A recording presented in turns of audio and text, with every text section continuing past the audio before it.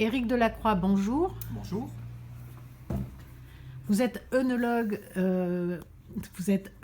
du laboratoire SBO. Vous conseillez les viticulteurs de l'appellation Blaye-Côte de Bordeaux depuis plus de 20 ans. Pouvez-vous me donner votre avis sur le Château Les Chaumes? Oui, tout à fait. Donc en fait, effectivement, je suis œnologue depuis 1994 et je travaille avec le Château Les Chaumes depuis cette époque-là. J'ai commencé par travailler avec Pierre Parmentier, puis Anne, sa sœur, qui a repris la succession en 2014. Pouvez-vous me parler de la propriété, de ses sols, de la qualité de ses vins? Donc la propriété, le sous-sol est argilo-calcaire, ce qui est une qualité au niveau des sols, parce qu'en fait ce sont des terres très fortes qui vont apporter beaucoup de structure et beaucoup de tanins au niveau des vins. Ce qui fait qu'au niveau de la propriété des chaumes, on a toujours eu des vins structurés, et ce depuis de nombreuses années. Oui, l'âge des vignes, y est-il pour quelque chose? Alors l'âge des vignes, effectivement, est également pour quelque chose, puisque les vignes ont plus de 40 ans en général.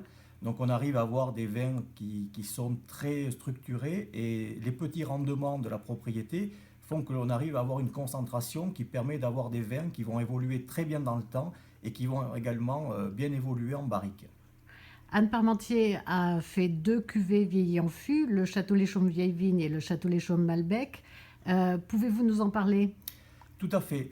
Donc depuis qu'Anne Parmentier est revenue sur la propriété, elle a bien compris par sa formation d'œnologue que pour faire des bons vins, il fallait des bons raisins.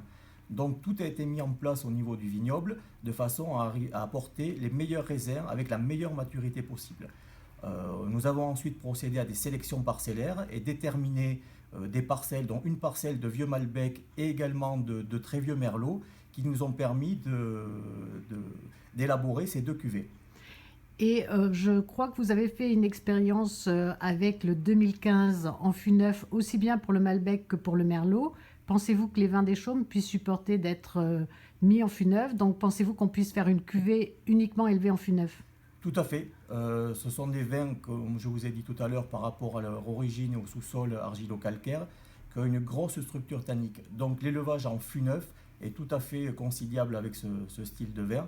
Et justement, on va apporter une complexité et une aptitude au vieillissement largement supérieure. Donc en fait, on a tout à fait la possibilité de faire des vins élevés en fût de chêne neuf. En particulier sur le millésime 2016, que je crois qui est très structuré. Tout à fait. Alors, depuis que Anne est revenue sur la propriété, on a eu de bons millésimes. Le 2014, avec beaucoup de fruits et beaucoup de tanins. Le 2015, qui était une année exceptionnelle, où on a en plus une excellente maturité, donc avec des vins qui sont très ronds, très suaves. Et le 2016, qui est, à mon avis, peut-être supérieur aux deux millésimes précédents et qui risque de faire de très très bonnes bouteilles. La fin de l'élevage nous le dira. Eh bien, Éric Delacroix, merci pour votre avis et à bientôt.